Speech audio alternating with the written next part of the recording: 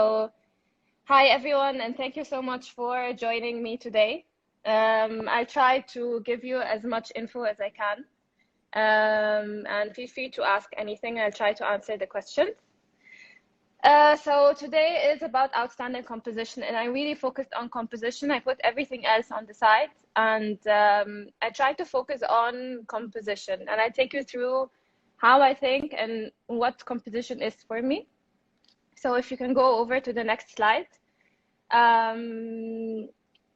Yes, you have this quote from Claude Monet, which says, "No one is an artist unless he carries his picture in his head before painting it and is sure of his method and composition."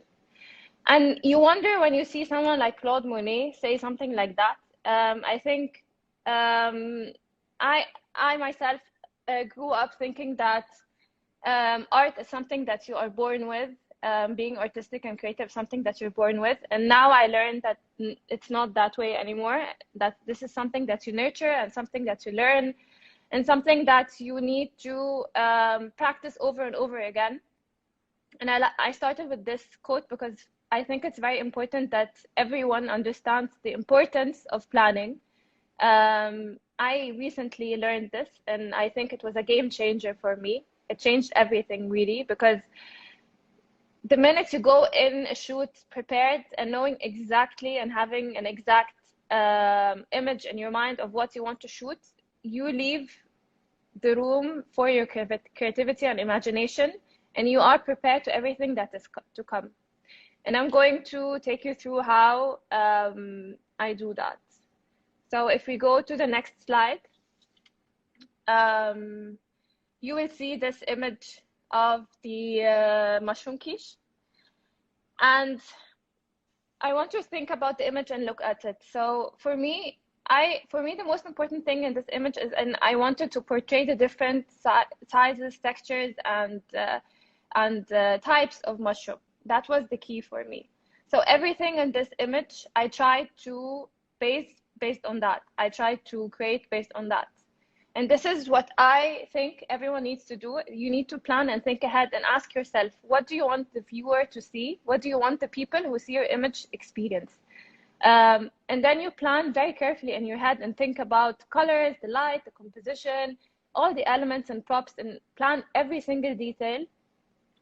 And then you try and capture that in your image. Because at the end, people who will see your image are only going to see what you see, because what you create in your image is a reflection of how you see this product, how you see the crops, how you see the food, how you see everything. So this is why I always say it's extremely important that you plan ahead, know exactly what you want to do, know exactly what you want to reflect, portray, or say, and translate that into an image. So if we go to the next slide. So what is composition? Composition are methodologies and techniques of how you can arrange elements in a frame to create interest, balance, and create something that is comfortable to the eye. And at the end, and the most important thing, it should serve the purpose. So if I want you to look at this image of the orange upside down cake, and I want you to really look at the image and feel how this is moist, how it's delicious, how it's tangy, how it's sweet, how it's creamy. And all of that are, for me, to make you feel this, I thought about every element that is placed inside this frame. So how the surface of the cake is glossy, how you can see the textures, how on the top right you can see some of the syrup from the orange. And then you have the cream for a bit of smoothness and lightness. So, and then you have the textures and everything, and how I place the elements, all of that. And at the end, the most important element at the end is the cake, and that is the element that you see. Everything else is supporting. Nothing is overpowering. Nothing is taking away from it. Nothing is making you look somewhere else or confusing you or cluttering.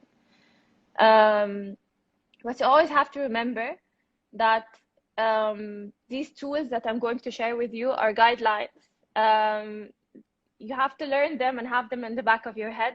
Don't use them as rulers, and use them so you can creatively create so many possibilities of your images.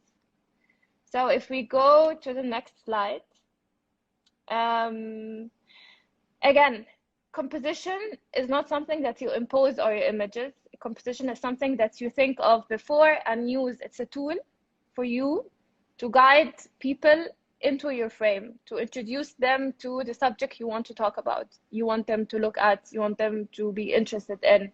So if you look at the image of these mini pies, so there are many of these pies, and there are so many elements in the frame, but the one thing that I want you to focus on the most is the mini pie on the up with the flower shapes on top of it. And if we go to the next slide, I will show you. First, I will tell you that I go by this quote by Vincent van Gogh, which says, "Great things are not done by impulse, but by a series of small things brought together." And this is what it is about. So I took, if we go to the next slide, you'll see that I took so many elements together, and all of them together are what created this image. So like I said, I wanted you to see the mini pie on the top.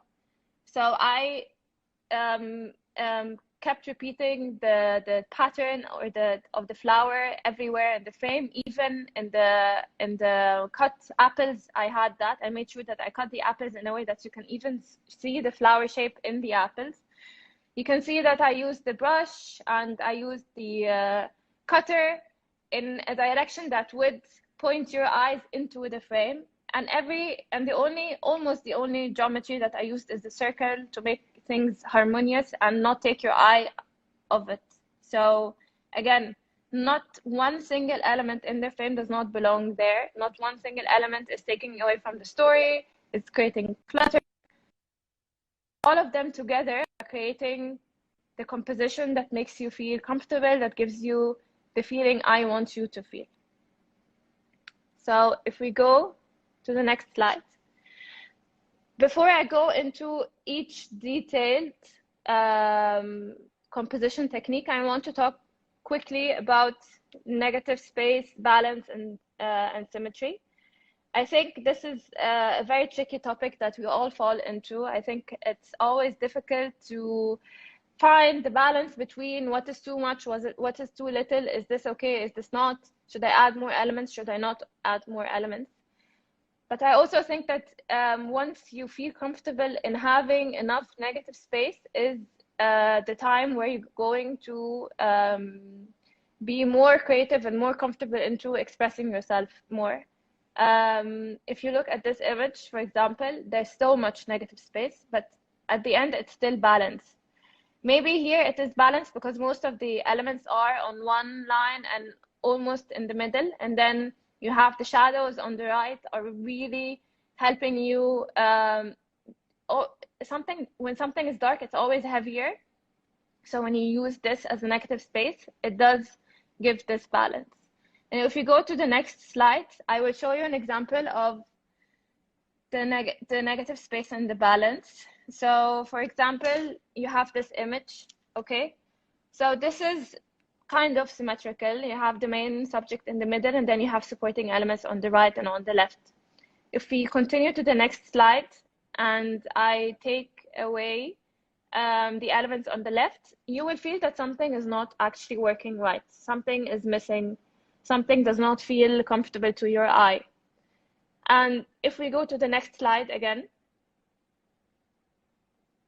and I take away the elements on the right, sorry, the first one was on the left. This one is on the right. If I take away the elements on the right, it might feel okay, better than the other one, because at least it's not redundant. And it's also not only two glasses. And we will talk about the rule of odd later. But still, something might be a bit missing. And unless you plan on putting text or using this in an editorial, then the first one is the most balanced one. So I will talk about this later on in the presentation, but let me take you through the compositional elements one by one. Of course, these are not all the elements there, but these are some. And yes, before I do, can we go to the next slide? Thank you. This is another image where I'm using also negative space. And even though all the elements are on the left, you are still comfortable with the composition. It's still balanced because the shadows on the right, the lines of the wooden board, the textures are still balancing the weight from the left.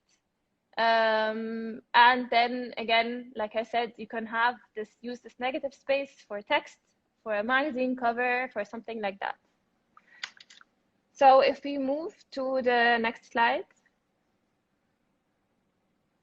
So let's start with the compositional elements or rules. The first one is the most easiest one, the most used one, most recognized one in any kind of photography, not just food photography, which is the rule of thirds. And this is if you divide your frame into 2 horizontal and 2 vertical lines, you create this grid. And then if you place your elements on one of the intersecting lines, the main element mainly, on on the intersecting points or on one of these lines, then it creates a more pleasant composition and more pleasant with the eye. So if you go to the next slide, we have these 3 images, okay? And if you look at them, you can feel that they are, even though that they're not, the main element is not in the middle, they are still balanced and you still feel comfortable and you don't feel like there's something odd with the frame. So if you go to the next slide, you will see that by applying the rule of thirds, for example, on the right, the pavlova is exactly in the intersection, and the drizzle of the honey and my hand with the honey spoon are also on the line with them. And then if we just talked about the one in the middle, so I have the glass between the 2 lines in the middle on the line on the left. And if you look at the image on the very left, I have also my hand on one of the intersections and I have the cake on the other intersecting point. Again, when you use composition, you don't have to be following one rule. In all of these images, I'm following so many other rules. I'm following textures and layers, geometry, and I'll take you through that also in the coming images. So if we go to the next slide. And thank you all for the comments. So we have the phi grid. This is my favorite.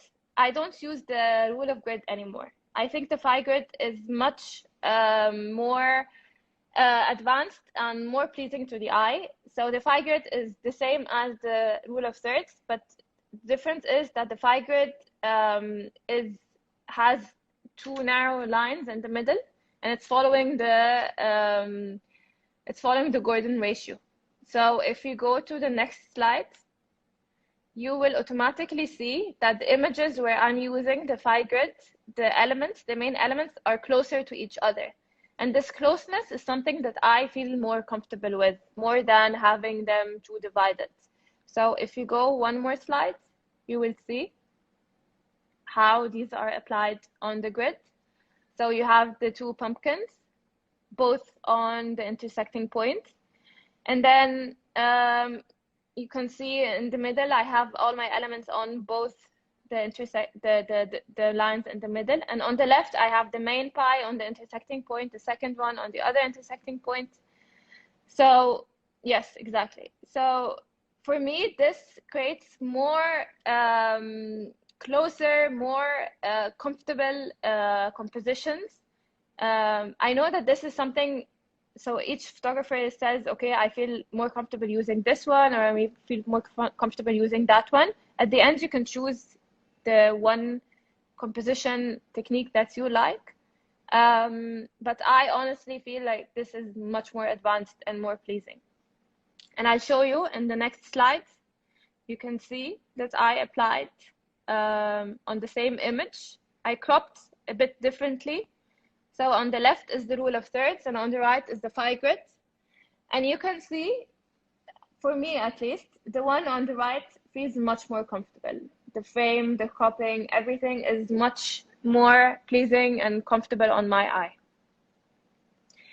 And then if we go to the next slide, we'll go to the next compositional tool, which is the diagonals. And this is also one of my favorites. I like this one even more than the rule of thirds and the phi grid, because the minute you start using diagonals and other than straight lines, you create dynamism and movement in your shots and in your captures. So this one, you divide the frame into 4 diagonal lines, and it's also based on the golden ratio. And again, you either place your main element on one of the lines or on the intersecting points. So if we go to the next slide, so we have this image. Before I apply the grid on it, automatically, when you see these images, you can see how the knife and the scissors are on diagonal lines. They're not on straight lines. Imagine if I moved the knife and had it on a straight line, or if I had the scissor pointing up. It would lead your eye, first of all, it would lead your eye out of the frame. Second of all, it would actually cut the whole composition, and it would not look coherent. And then you can also see that even though I have so many citrus fruit lines on the frame, they are kind of grouped together into little triangles, having these lines in between. So if we go to the next slide, you will see what I'm talking about. Yes, exactly. So you can see now how all the elements are placed in the frame in a diagonal way. And it's very easy to use diagonals whenever you're shooting. I know that not all cameras or phones have this on their grid, but it's something that you have to imagine in your head. The minute you switch your default language from lines that are vertical or horizontal into diagonals, you will be more free exploring the composition, and you will create more dynamism in your images. So if we go to the next slide, we will go into a more advanced technique, which is the golden triangles. So the golden triangles is also based on the golden ratio. And this is, if you have the frame, it consists of 3 diagonal lines, and it divides the frame into 4 triangles, 2 small ones and 2 bigger ones. And then again, you can either place the elements in these triangles, on the lines, or on the intersecting points. And I also really like to use this one. So if you go to the next slide, you will see again that I automatically, when I work, I don't do vertical or horizontal lines. So again, the scissor in the image on the left is pointing diagonally towards the main subject, which is the wooden plate with the small mandarins on top. And then the image on the right, you can see that even my placement, my hand placement, the one holding the pan and the one pouring the oil are both diagonal. And the whole pan is placed in a diagonal. So if you go to the next slide, you will see with the grid. Yes. So you will see here that on the right, I placed the pan between both. Okay, so on the left, you can see that I have, it's okay. On the left, you can see that I placed the scissors on the diagonal line. And then you can see that the plate, like I said, is on the intersecting point. And whenever you look at it like that in the frame, you just can see how it's working together, like how the frame is divided in a way following these lines. Again, the more you use them in cropping when you're editing, because you can't see this grid on the camera. So you have to train your mind to think that way. So whenever you look at any frame, you see the lines, they're invisible in your head and you're following them. Like I said, it's not a ruler. So you can see the scissors are not exactly on the line, but they are along these lines. And then if you look at the image on the right, you will see that, again, my hand and the way the pan is placed are on one diagonal line, and then the pan itself is between both intersecting points, and that's also a way of using the this guide. And then you have my other hand is on the other diagonal line. And in both of these images, and this is something we're going to talk about, I use the repetition of the elements, so which is what creates also so much interest in the composition. So using so many cherry tomatoes, using so many mandarins, so many greens around, all of that is adding a lot of depth and a lot of richness to your composition. So, and if we go to the next composition tool. Okay, so we have the Fibonacci spiral. This one is a bit tricky. Honestly, I don't use it much, even though I think it's very beautiful, and the photographers who use it, I think they produce so many beautiful shots. But it is tricky because this rule says that, first of all, the grid is divided into so many squares, and then each square has an arc, and together all these arcs create a spiral. So this composition element is used by if you place your elements on the spiral, and then the most important or the main element on the end of the spiral. So if we go to the next slide,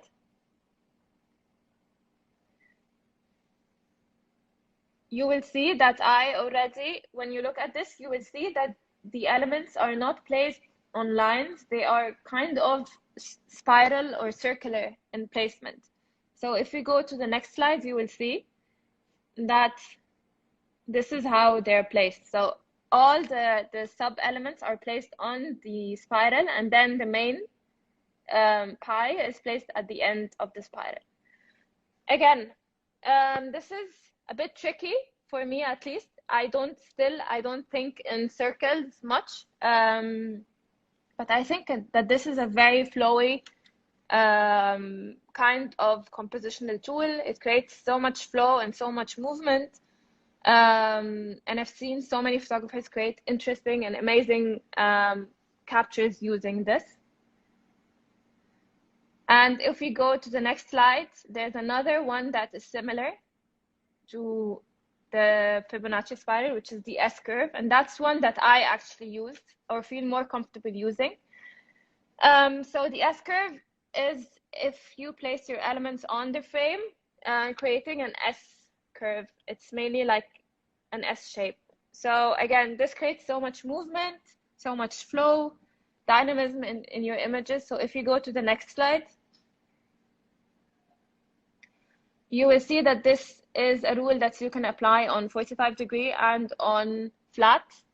I think a lot of people struggle applying this on 45 degrees. I think the easier thing to do for everyone is to apply it on a flat lay. But I personally believe that when you apply it on a 45 degree, I think that it creates so much depth into your image. So you can see on the left, the way I'm placing the oranges, the cut one, and then it's like I'm drawing a path of what your eye should see. So first thing you see is the cut oranges, and then you go to the first cup of tea, and then you pass by the pot of tea, and then you go to the other cups of tea. And I think that's the beauty in this element, because like I said, the main reason behind using composition is to draw your viewer's eye into your frame the way you want. It's like you are narrating a story. So instead of using words, you're using your elements to narrate the story. So I want whoever is going in and seeing this image to see that I was cutting oranges and I was preparing the tea for these oranges and all the elements that I used to prepare this tea. So you can see, I'm going to go a bit deeper than composition, but you can see the steam on the teapot. And then you can see the honey I'm using on the back, and you can see some more cuts of the oranges, because again, adding so many textures and layers and different shapes of your item is again what creates strong composition. So if I only had whole oranges, you would not feel the same as if I had whole oranges and slices of oranges and wedges of oranges and then slices again of oranges into the cups of tea. And you can see also with the turmeric, I have full turmeric and then I have cut ones. So again, this is what a strong composition is about: drawing your viewer's eye in, creating this feeling, creating these emotions, creating these textures, everything that would grab their attention to what you're trying to say. So again, if you go to look at the image at the right, and I've also used the S shape here for placement. Again, so many textures. You can see the textures on the apple pies. You can see the textures of the woods. You can see the different textures of the apples. And again, having one apple cut and one apple whole, having more of these little shapes of the pie around. All of that adds to the composition, adds to what you're trying to say. So if you go to the next slide, I'll just have a sip of water. So this is what I was talking about, shapes and lines. So having shapes and lines is actually what creates so much interest and so much, it creates a story. It creates, I don't know, it's like when a painter uses his brush strokes. If he uses the same brush stroke all the time, the same size, the same depth, the same everything, the same amount of color, it will create something that is extremely boring. But the interest comes from creating so many different strokes of colors, so many different strokes of shapes, how much he's pushing on on his brush to paint. All of that is what creates interest. So if you look at here, this is citrus fruit. So it's oranges, lemons, and mandarins. So what is creating interest in this image is taking these and cutting them into smaller sizes. So I have the lemons whole, and then I have them cut in halves, and then I have them cut into wedges, and then I have the oranges the same, half wedges, and then I have some mandarins, because you can't cut the mandarins, or maybe you can. Maybe I should have cut them in half, but I have some pieces of the mandarins. All of that is what adds to it. So using, if you go to the next slides, you'll see the grid. So having these different shapes, using so many circles, so many ovals, triangles, even the triangular shape that is between the 3 bowls that I used, using the rule of odds by using only 3 bowls, not 4, not 5, not 6. And then having even the oranges grouped together into bigger triangles. All of that is compositional elements that add so many layers, so much interest, and so much depth and story and richness to your images. And then if you go to the next slide. Yes, repetition and patterns are, of course, everyone who's been on my page can see that is one of the most tools I use. I believe I'm not a minimalist person when it comes to shooting, which is actually the opposite of my life. But I think having so many elements of the same, for example, like you can see here, all I have here are the cherry tomatoes, but I have them in different, grouped together in different ways. I have them in 3 different colors, and I'm using them around the frame along with the thyme or the oregano. And I think this is what creates so much interest. Imagine if I had only used 1 cherry tomato branch in this shot. How would it make you feel? How is it going to change the way you perceive this image? Whenever you look at this image, you see goodness of nature, goodness of food. You see so many textures, and you feel like this is someone who is actually in the middle of preparation, who is doing preparing for this shot, or sorry, preparing for this dish, and then having the hand movement in it and all of that is what adds this interest and this strength in composition. So again, repetition and patterns, I feel that they are extremely important. I think that they add, like I said, texture. They add a certain artistic thing to your frames, but you have to be very careful that you don't overdo it. You also have to be careful that I didn't do this with everything. So I didn't have a million cheeses in here, for example. I didn't have any other thing that would interfere or make this clutter, because repetition and pattern can easily turn into clutter if you don't use them in the right amount or in the right composition. And if you go to the next slide, yes, here I was pointing out.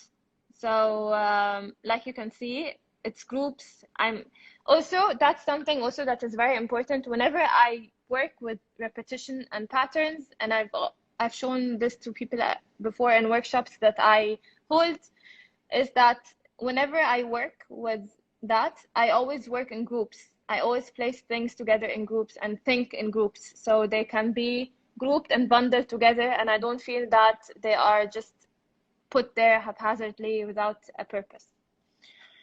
If we go to the next slide, we will have framing. So framing is when you place your subject in a certain frame, for example, like the board on the board on the right, or if you place your element in the frame and then have like flowers to frame it. So if we go to the next slide, you will see that this is something I use a lot. I use flowers or anything that would guide you into the frame and would also do the framing effect around the image. And I think that this adds so much layers, so much, like you feel like all the elements are on different planes of height. You feel like there's really this depth into the image, like you are drawn inside and that there's room, like you can actually put your hand in the image and there's room to go inside.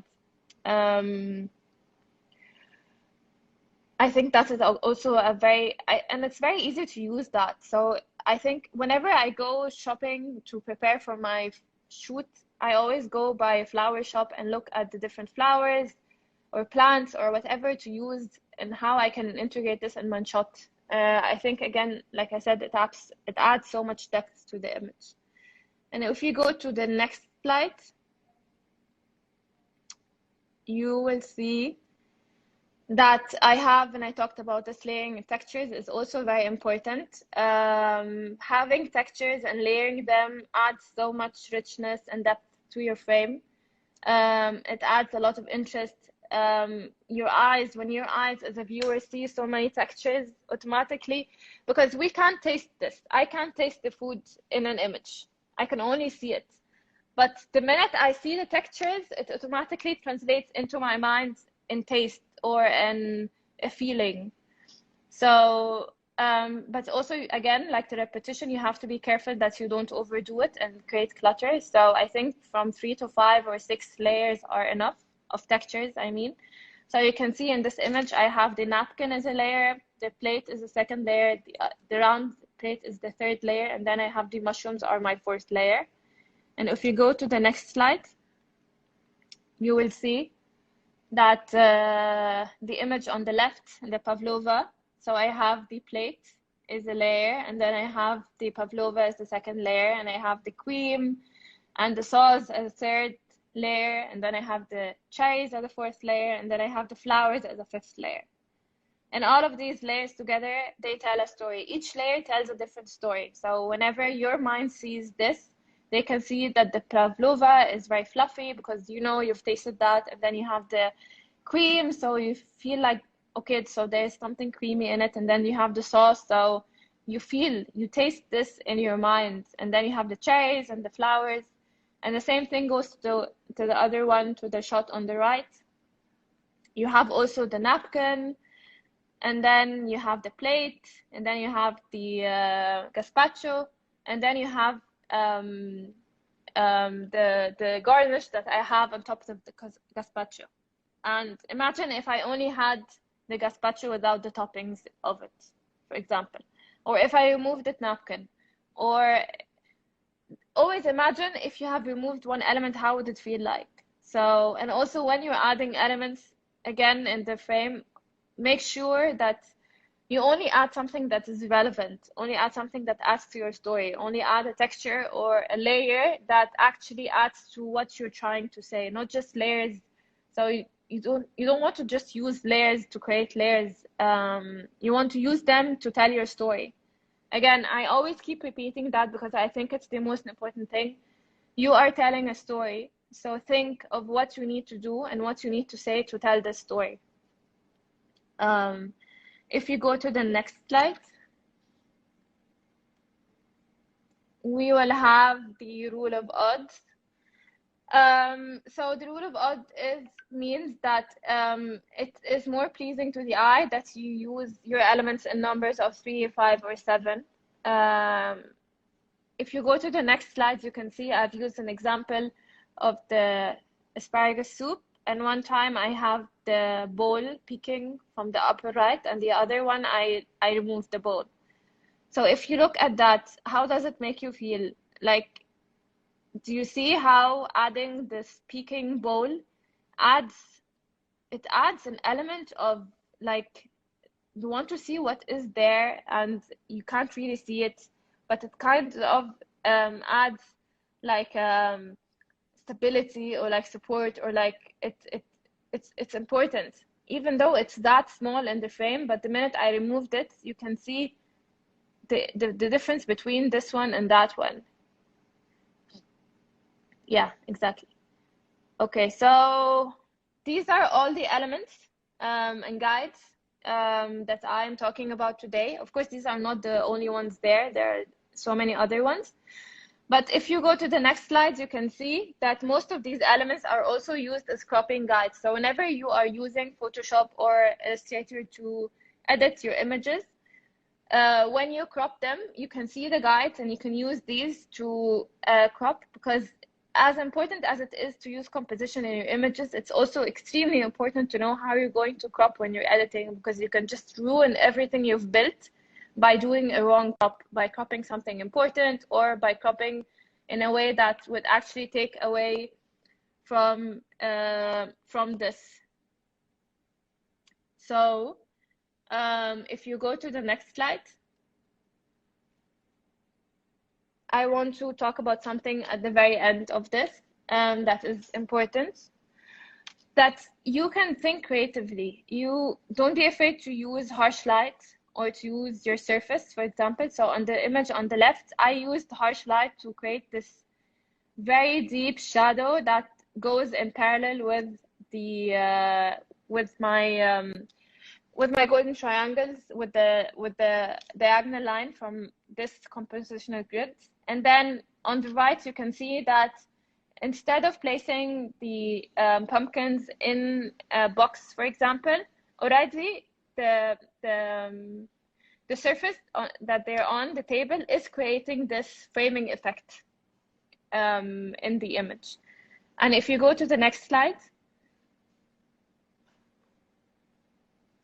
you can also see here that by using, I could have chosen any other dress to wear while creating this image, anything else.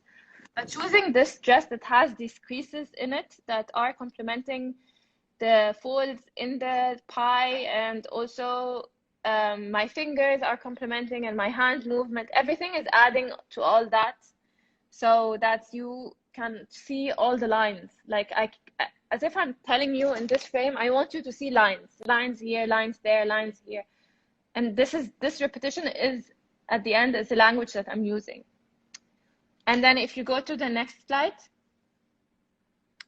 you can also see that whenever you feel like you want to balance negative space, I always when I'm shooting, I took so many images. So for example, for me, the image on the left is something that I could mostly use in something that has text. And then if I wanted to balance this, instead of adding so many other elements that don't actually add anything to this, I add the human element that tells a story. So instantly you are transformed into a story of someone who is baking a cake and decorating it. And this is why adding human elements sometimes just takes your shots to the next level.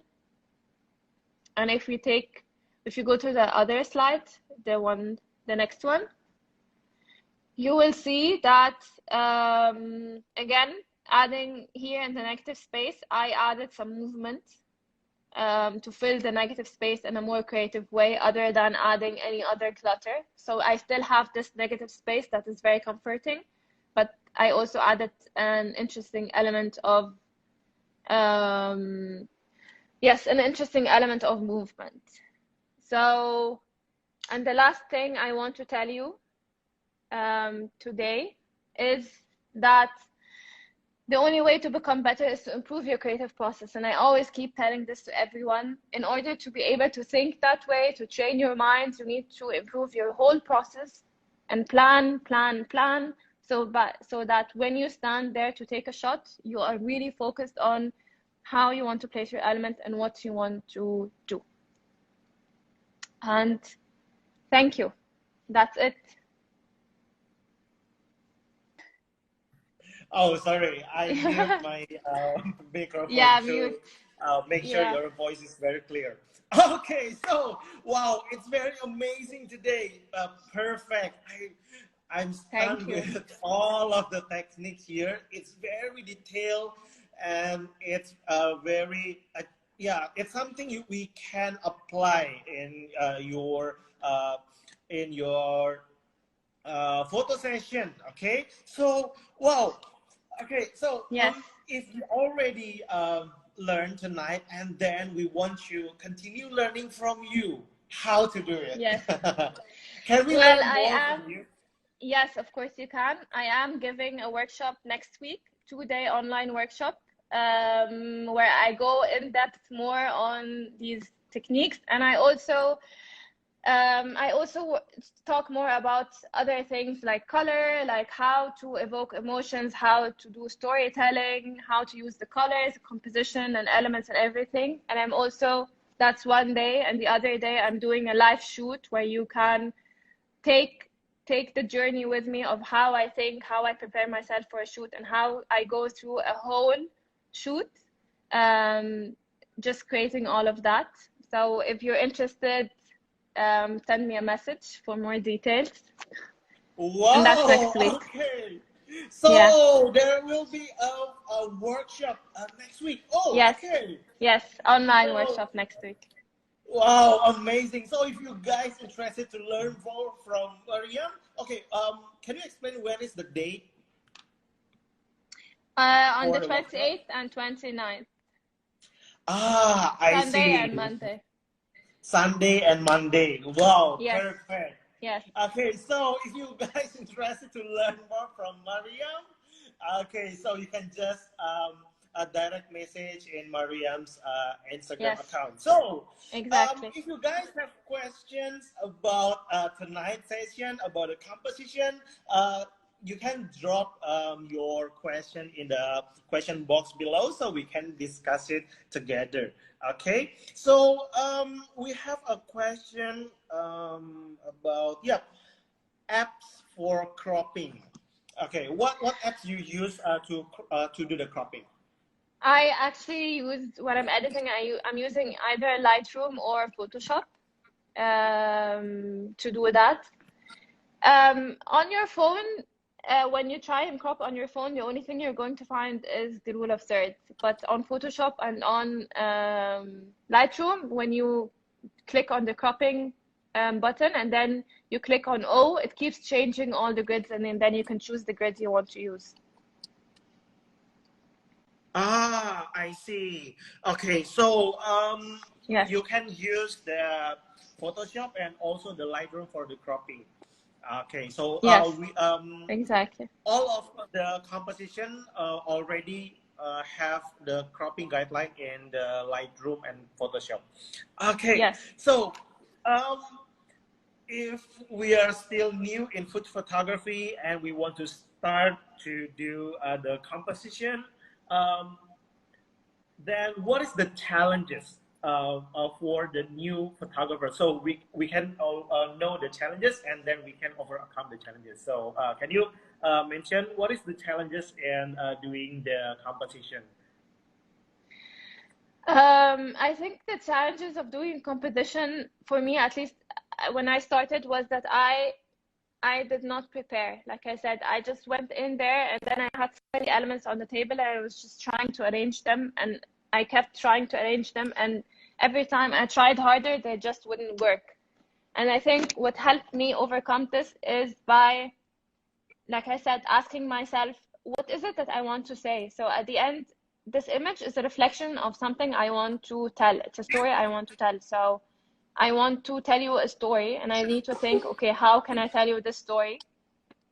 And then by taking each element and arranging them in a way and asking myself every time, does this tell the story? Does this help what I'm trying to do? Does this add to it or should I remove it? So that's it. I think that is the biggest challenge. That I think you need to train yourself also. Try with the simple stuff. Try taking, like I said, apples, and then put them in front of you on a board, and then see how they look like, and then start cutting them into different shapes, and then see how that looks like, and then start grouping them together and see how that looks like, and then you will get the hang of how to place elements. That's it. I think that's the I biggest see. challenge. Okay. Oh, okay. So, and then for the new photographers, actually, if we try to do the composition, and then usually for the new photographer, it's so easy to feel stressed out when doing the Yes. composition. Like, oh my Yes. God, it doesn't work. Oh my God, it doesn't work. So, can you give like a sample of how many times you spend on doing a composition? So so we can know that yeah, okay, if I spend like 5 minutes and it still doesn't work, then it's still okay. Okay, so how many times you spend No, until it works? I want to tell you that sometimes I can spend up to 6 hours and it still wouldn't work. So everyone needs to. I used to stress out in the beginning. I always used to stress out when something did not work. I was extremely stressed, and then after I was so frustrated. Now it's okay. First of all, if it didn't work, it means you learned something. That's the first thing you always have to have in your mind. Whenever you try something and it didn't work, it means you learned something, and that you're going to find a way to make it work later. Even if it doesn't work out now, eventually it will work out. And second, I think when something doesn't work, try to change. Every time, try to change something. So maybe change the angle, maybe change the elements, maybe sometimes I would photograph, like last week, I was trying to photograph a drink, and then I spent like 5 hours, and then after I was done, I looked at the images, and then I felt something is not right. And what was not right was the color choice. So the week after, I did the same thing and changed the colors completely, changed my color palette, and it worked. So I think you have to look at this whole thing that it is a learning journey. Stop trying to stress on the results and focus on the journey of getting there. Focus on every step you're taking, because the steps is what actually makes you who you are and makes you succeed in what you're doing. And the results are going to come when you're done learning. I think this is a journey. I'm still learning so much until now. I'm not even half where I want to be. So I think all of us keep learning on every level. And I would also say that maybe at the beginning, stick to the compositional tools that are easy, like the rule of thirds, diagonals, and then practice these all the time. Keep practicing them. And then eventually, when you know them, take another step and try a new rule. Take another step and try a new rule. Like, take it step by step. I think being, like I said, if you improve your creative process and you're more chilled, you're definitely going to get better results. Mm. Wow. Okay. So if you guys have just try some like two angles, three angles, and then just spend like 10 minutes, 15 minutes, don't be stressed out because even a professional spend like hours to make a Yes, beautiful hours. picture. Yes, Exactly, hours, like hours. 6 hours. Okay, so yeah, Yes, and just enjoy the process, and then there's no failure in taking the photography. Ah, never. wow, beautiful, beautiful. Okay, so there's question from Kitchen Orama. I think it's Monday and Tuesday. Is it 28 and 29? Yes, Monday and 20. Tuesday. Sorry, not Sunday and Monday. Yes, Monday and Tuesday, Ah, 28 and 29. okay. Yes, yes. 28 and 29. In the first day, you will learn about all about the food photography, the coloring, and then many things. And then the second day is about the photo shoot session. And yeah, Mariam will show you the process of doing photo shoot. Yeah. Yes, exactly. Wow. Okay. Amazing, amazing. Okay, and then we have another question here. Interesting presentation. How to mix and combine the color. Oh, okay. Wow. Yeah, I also agree. There are so many beautiful colors here, and then yeah, is there anything, any tips to combine? I think I follow color theory in general. I talk about this closely in my workshop, but very quickly, I think if you follow color theory, there are certain colors that work together, certain colors that are analogous, other that are complementary, and others that don't work together at all, and just need to know what colors to use if you want to go if you want to have your whole frame only one color or two colors, or you want to have different colors, and then think about how these different colors can work together. I think you'll find so much on it. There's a whole, like, this is a whole, um, what's it called? Like a chapter about colors. Like, you can go so deep into that.